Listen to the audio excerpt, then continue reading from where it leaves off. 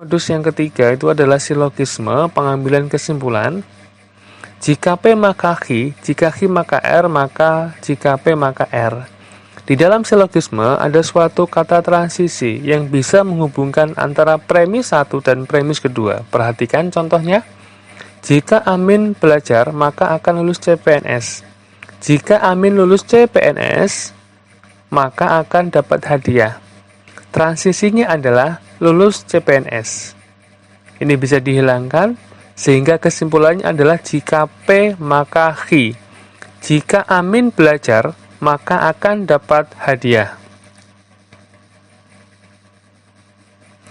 Kemudian materi selanjutnya yang ada kaitannya dengan silogisme itu adalah ekivalensi atau kesamaan. Jika P maka Q artinya sama dengan jika negasi Q maka negasi P. Ini adalah suatu kontraposisi yang nilainya sama. Sebagai contoh, jika Amin belajar, maka ia akan lulus tes CPNS. Artinya sama dengan jika Amin tidak lulus CPNS, maka ia tidak belajar. Ekivalensi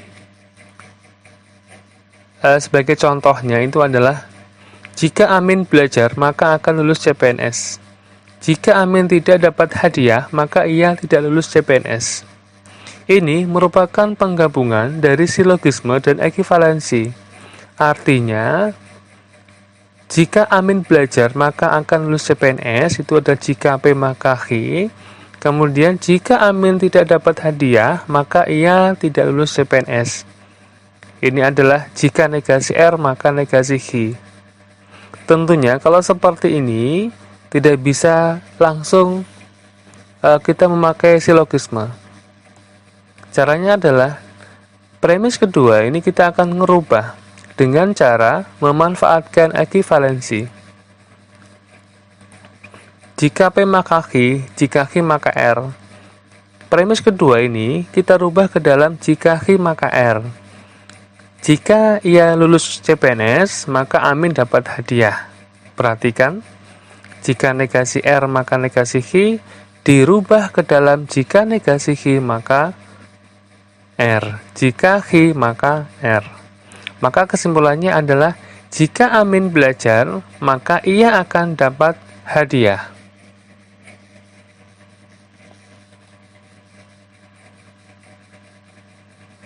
Ekivalensi yang kedua itu adalah jika P maka Q sama dengan negasi P atau Q. Sebagai contoh, jika Amin belajar, maka ia akan lulus tes CPNS.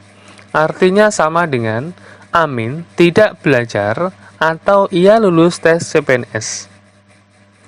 Jika Amin belajar, maka ia akan lulus tes CPNS. Amin tidak belajar atau ia lulus tes CPNS. Sebagai contoh penggunaannya, jika Amin belajar maka akan lulus CPNS, Amin tidak lulus CPNS atau ia dapat hadiah. Perhatikan. Premis yang pertama, jika P maka Q. Premis yang kedua, negasi Q atau R. Kita akan merubah premis yang kedua ke dalam jika Q maka R. Artinya, kalau sudah bentuk seperti ini, maka kita bisa menggunakan silogisme.